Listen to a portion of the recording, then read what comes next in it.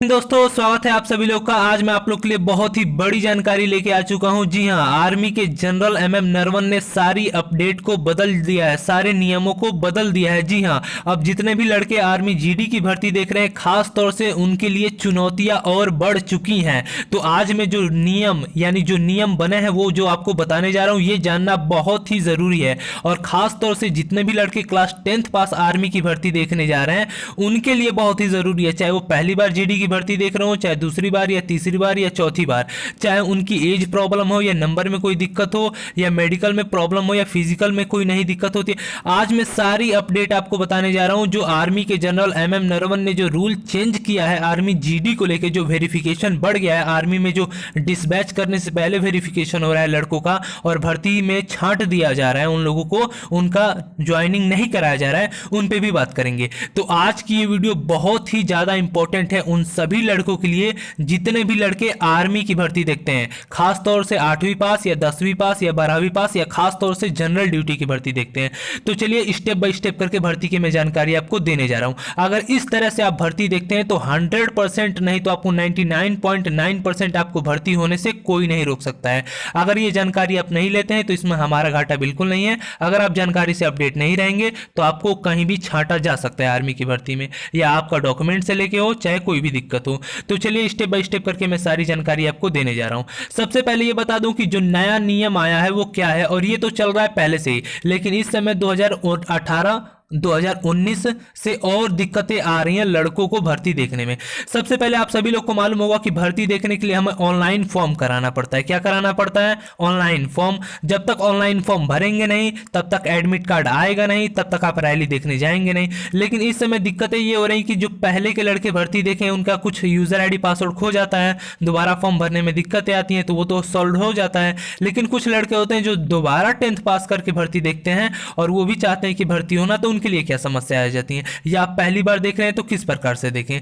सबसे पहले ये देखिए, आप दौड़ते हैं, मान लीजिए 1600 मीटर की आपने दौड़ तैयार कर लिया, तो आप लोगों के लिए सबसे ज्यादा इंपॉर्टेंट क्या है? डॉक्यूमेंट रिक्वायर्ड होता है ऑनलाइन फॉर्म के लिए, जिससे आप आगे बढ़ते हैं। और इस प्रकार से अगर आप आगे बढ़ते हैं तो आपको भर्ती देखने में कोई दिक्कत नहीं होती है। और जो बता रहा हूं अभी आगे और भी बहुत अलग अलग बातें बताने जा रहा हूं जो आप लोग के लिए बहुत ही ज्यादा इंपॉर्टेंट है। ठीक है, तो चलिए स्टेप बाय स्टेप करके बताता हूं। सबसे पहले आपको जो भर्ती देखना है क्लास 10th के सर्टिफिकेट से हिसाब के देखना है, ना ही कि आपको आधार कार्ड के हिसाब से देखना है। एक बात मेरी ध्यान से रखिए, जो बता रहा हूं आज तक मैंने पहले कभी नहीं बताया, ना ही आज तक यूट्यूब में इसके बारे में कोई आज तक अच्छी तरह से बता पाया है। और लड़कों की सारी समस्याएं हम समझते हैं, क्योंकि हमारी डेली बात होती रहती है लड़कों से और डेली हम मिलते रहते हैं और आर्मी के सेंटर पे भी जाके संपर्क करते रहते हैं।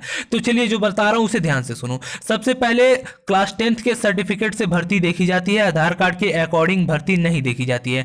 जो क्लास 10th के सर्टिफिकेट में कैंडिडेट का नाम होता है उसी नाम से भर्ती देखी जाती है। और जो क्लास 10th के सर्टिफिकेट में माता पिता का नाम होता है या क्लास 10th के सर्टिफिकेट में डेट ऑफ बर्थ होता है, और जो मैट्रिक सर्टिफिकेट आपका इशू होता है वो एजुकेशन बोर्ड के द्वारा मान्यता प्राप्त होना चाहिए, नहीं तो सर्टिफिकेट आपका रद्द कर दिया जाएगा, आपको सर्टिफिकेट का मान्य नहीं होगा। कितने लड़के आजकल ओपन बोर्ड, बिग बॉस, पता ना कौन सा बोर्ड, फलाना बोर्ड, टिमकाना बोर्ड से पास कर रहे हैं और उनका सर्टिफिकेट रिजेक्ट कर दिया जाता है। वही बोर्ड से पास कर, देखिए CBSE board, ICSE board, state board, ठीक है, इन सब का वैल्यू है। एनआईओएस बोर्ड की भी वैल्यू है, ऑप्शन में आ गया। अदर बोर्ड में भी एक आध दो सर्टिफिकेट की वैल्यू है, ठीक है। तो इन बोर्डों से भी लड़के भर्ती देखते हैं, लेकिन कभी कभी एनआईओएस बोर्ड से कभी कभी छट भी जाते हैं, ठीक है। और वो क्यों छटते हैं वो भी मैं आपको अंत तक बता ही दूंगा। और कोई बिग बॉस हो गया, संस्कृत बोर्ड हो गया, उनमें भी दिक्कतें आ जाती हैं। तो जो रियलिटी है वो है, अगर आपका इनमें से कोई सर्टिफिकेट है तो आपको 1% भी शक नहीं करना है। अगर सीबीएसई बोर्ड है, यूपी बोर्ड है, आईसीएसई बोर्ड है, या आपका स्टेट बोर्ड है कोई मध्य प्रदेश या जिस स्टेट से स्टेट बोर्ड है, तो कोई दिक्कत नहीं है। उसके बाद आ जाता है आपका ईमेल, उसके बाद आ जाता है ईमेल। ईमेल आपको खोना नहीं है, ईमेल ऐसी बनाओ कि बाद में रिकवर हो सके, कि कोई दिक्कत ना आए। और मोबाइल नंबर, ठीक है, ये मोबाइल नंबर। उसके बाद आपका जो रजिस्ट्रेशन होता है, सिर्फ मेन इसका यही होता है, मेन थीम यही होता है। अगर ये सही है तो भर्ती में दिक्कत होने होने का चांस घट जाता है। ठीक है, अब चलो आगे जो बात करने वाला हूं उस पर भी ध्यान देना आप लोग। सबसे पहले ये बता दूं कि अगर आप रजिस्ट्रेशन करते हो तो सबसे पहले ये बता दूं कि आप लोग अक्सर प्रयास करना कि अपने आधार से ही भर्ती देखने का। आधार से भर्ती देखने का एक ही फायदा होता है कि आपको वेरिफिकेशन में कोई ज़्यादा दिक्कत नहीं होती है। ठीक है, अगर लड़के क्या करते हैं, स्टेट सेलेक्ट करते हैं, भारत में 28-29 राज्य हैं। ठीक है, उनमें से सिर्फ 2 या 3 राज्य को छोड़ के सभी राज्यों में आधार कार्ड से ही रजिस्ट्रेशन होता है। नहीं तो ये नन का ऑप्शन काम अब करना बंद कर दिया है। पहले काम करता था, अब काम बंद कर दिया है। सिर्फ आसाम या एक आध दो और राज्य हैं उनमें काम करता है, नहीं तो और कहीं नहीं काम करता है। और आधार कार्ड में ये यहाँ पे साफ साफ लिखा रहता है, लड़के ध्यान नहीं देते हैं, कि आपको कैंडिडेट नेम वही टाइप करना है जो सर्टिफिकेट पे हो। ठीक है, और फादर नेम भी वही टाइप करना है जो सर्टिफिकेट पे हो। ठीक है, ये दोनों लड़के गलती कर देते हैं, यहाँ पे अपना आधार वाला नाम डाल देंगे, सर्टिफिकेट वाला नहीं डाल लेंगे, आधार वेरिफिकेशन पेंडिंग हो जाता है, उनका फॉर्म आगे नहीं बढ़ता है, वो भर्ती नहीं देख पाते हैं। ठीक है, और उनके सही करने का भी तरीका है, यूट्यूब पे सर्च मार देंगे आधार वेरिफिकेशन पेंडिंग की वीडियो हमारी पड़ी होंगी, वहां से आपका काम हो जाएगा। चाहे आधार नंबर ऑलरेडी एग्जिस्ट दिखाता है तो यूट्यूब पे सर्च मार दो, वहां से तुम्हें वो वीडियो मिल जाएगी आधार नंबर ऑलरेडी एग्जिस्ट की, वहां से अपना रजिस्ट्रेशन कर सकते हो उसी आधार नंबर से। ठीक है, चलो अब आगे बताता हूँ। चलो देखो, सबसे पहले ये बता दूं, ये आपका आधार कार्ड होता है। अगर आप इनरोलमेंट नंबर से फॉर्म भर देते हो तो अपना इनरोलमेंट नंबर की स्लिप लेके जाना, चाहे बड़ा वाला आधार कार्ड लेके जाना। जिससे दिक्कतें तो आती हैं, लेकिन मैं और कुछ नहीं बताना चाहता। मैं सजेस्ट हमेशा करता हूं कि आधार कार्ड से भर्ती देखो, आधार नंबर से भर्ती देखो, कि तुम्हें कोई स्कैनिंग में दिक्कत ना हो। ये तुम्हारा आधार कार्ड हो जाता है, ये तुम्हारा इनरोलमेंट नंबर हो जाता है, यहाँ पे तुम्हारा बारकोड हो जाता है जो सारे बायोडेटा आधार कार्ड के बारे में बताता है।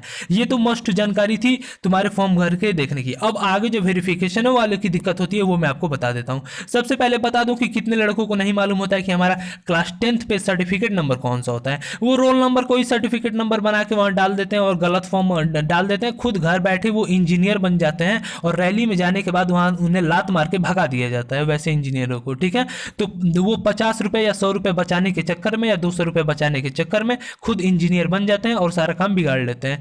तो सबसे पहले ये बता दूं कि जो समझदार बनते हैं वो एक बात ध्यान रखें कि उनका सर्टिफिकेट नंबर होता कहाँ है। किसी के सर्टिफिकेट पे सर्टिफिकेट नंबर नहीं लिखा रहता है, वो फिर वो सर्टिफिकेट नंबर किसे मानेंगे वो भी मैं आपको बता देता हूँ। ठीक है, जब आपके क्लास 10th के सर्टिफिकेट पे आपका सर्टिफिकेट नंबर ना लिखा हो तो यहाँ पे सर्टिफिकेट एंड सीरियल नंबर, ये तो उत्तराखंड का है तो पता चल जाता है। लेकिन उत्तराखंड के भी कुछ लड़के कंफ्यूज रहते हैं कि सीरियल नंबर को सर्टिफिकेट माने या इसे माने, तो जहाँ लिखा रहता है उसे मानेंगे। उसके बाद यदि सीबीएसई बोर्ड कहा जाता है तो सीबीएसई बोर्ड के बाद ऊपर कॉर्नर में जो लिखा रहता है सीरियल नंबर वो सर्टिफिकेट नंबर होता है। एनआईओएस बोर्ड कहा जाता है तो एनआईओएस बोर्ड का ऊपर जो कोने में सीरियल नंबर लिखा रहता है वो सर्टिफिकेट नंबर होता है। उत्तर प्रदेश का तो खास ऐसे ही सेम लिखा रहता है सर्टिफिकेट नंबर। जिस सर्टिफिकेट पे सर्टिफिकेट नंबर ना लिखा हो वो अपना सीरियल नंबर टाइप करेगा, ना कि इनरोलमेंट नंबर टाइप करेगा। ठीक है, सीरियल नंबर 2 4 5 अंकों का होता है, 5 6 अंकों का होता है और सर्टिफिकेट नंबर भी उसी प्रकार का होता है। ये दोनों एक दूसरे से कुछ कुछ मैच करते रहते हैं, इसीलिए इन्हें सर्टिफिकेट नंबर बोला जाता है। ठीक है, इनमें आप गलती मत करिए। और ये देखिए, इसी ये मान्यता प्राप्त है, ये बोर्ड का सिग्नेचर है ना, इसी से वैल्यू होती है सर्टिफिकेट की। और लड़के अगर जिनका ये सिग्नेचर ना हो, मतलब ये जो आपने नोटिफिकेशन अभी यहाँ पढ़ा होगा, ये पढ़ा है ना, क्या होना चाहिए, सर्टिफिकेट इशू होना चाहिए एजुकेशन बोर्ड से। एजुकेशन बोर्ड से जो सर्टिफिकेट इशू नहीं होता है उसकी वैल्यू नहीं होती है। ठीक है, यहाँ पे आप देख सकते हैं उत्तराखंड का यहाँ पे सर्टिफिकेट नंबर दिख रहा है, यही है। ठीक है, अब बात ये एनआईओएस बोर्ड का देख सकते हैं, यहाँ पे ऊपर में सर्टिफिकेट नंबर है। ठीक है, ये है। कुछ लड़के क्या करते हैं, इसको सीरियल नंबर को डाल देंगे या ये नंबर डाल देंगे या ये ऊपर वाला नंबर डाल देते हैं और उनका वो काम गलत हो जाता है और वहाँ पे उनको रिजेक्ट कर दिया जाता है। ठीक है, चलो आगे की जानकारी और मस्ट देने वाला हूँ। अब आ जाती है लास्ट में वेरिफिकेशन की बैच। जब तुम दौड़ निकाल लेते हो तो तुम्हारा डॉक्यूमेंट वगैरह चेक होता है, उस हिसाब से तुम्हारा फॉर्म आगे बढ़ाया जाता है, फिर तुम्हारा मेडिकल एग्जाम सब कुछ करा दिया जाता है। फिर लास्ट में तुम्हारा डिस्पैच का जब टाइमिंग आता है, डिस्पैच करने से पहले भी एक वेरिफिकेशन होती है, उसके बाद तुम्हें डिस्पैच किया जाता है, फिर ट्रेनिंग पे भेजा जाता है। इनमें समस्याएं आती हैं। ठीक है, इन्हीं में समस्याएं आती है अगर लड़का दूसरी बार, तीसरी बार, चौथी बार, 5वीं बार, 6वीं बार देखा होता है तो।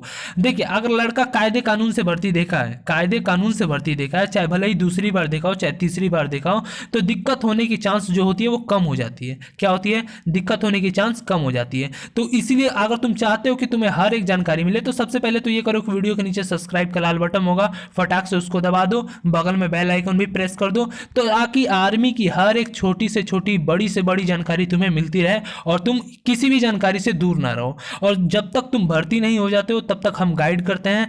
देखो, भगवान के हम भाई तो हैं नहीं कि तुम्हें भर्ती करा ही देंगे, लेकिन हाँ, भगवान के भाई नहीं है लेकिन भगवान के जैसा काम कर सकते हैं। तुम्हें हम डायरेक्शन दिखा सकते हैं कि किस रास्ते से तुम जाओगे तो भर्ती हो जाओगे। अब रास्ता तुम्हारे लिए तुम्हारे साथ ही छोड़ दे तो वो बात अलग है, लेकिन रास्ता कभी साथ नहीं छोड़ता है। रास्ता वैसे ही होता है, लोग उस पे से बिछड़ जाते हैं या उनका ध्यान भटक जाता है। ठीक है, तो हम आप लोग को जब तक आप भर्ती नहीं हो जाओगे हम आप लोग को गाइड करते रहते हैं कि इस हिसाब से आपको भर्ती देखना है, यहाँ पे भर्ती आने वाली है, ट्यूटोरियल आर्मी की यहाँ पे आई है, स्पोर्ट भर्ती यहाँ पे आई है, सारी जानकारी हम देते हैं लड़के लड़कियों के लिए। ठीक है, और आर्मी की तो A to Z हम बात बताते हैं, वो गुप्त गुप्त बात बता देते हैं जो आप लोग को मालूम तक नहीं होती है, चाहे वो फिजिकल का हो गया, मेडिकल का हो गया, एग्जाम का हो गया, मतलब हर बात बता देते हैं। वेरिफिकेशन की बात हो गई, रिजल्ट का बात हो गया, मेरिट लिस्ट, कट ऑफ, सब कुछ बता देते हैं। ठीक है, और आगामी भर्तियों की भी हम प्रॉपर करेक्ट जानकारी दे देते हैं। ठीक है, अगर आपके दिमाग में और भी कोई क्वेश्चन है तो कमेंट कर सकते हो। कोई छोटा मोटा क्वेश्चन होगा तो ही कमेंट करना, बड़ा क्वेश्चन होगा तो उस पर कमेंट मत करना।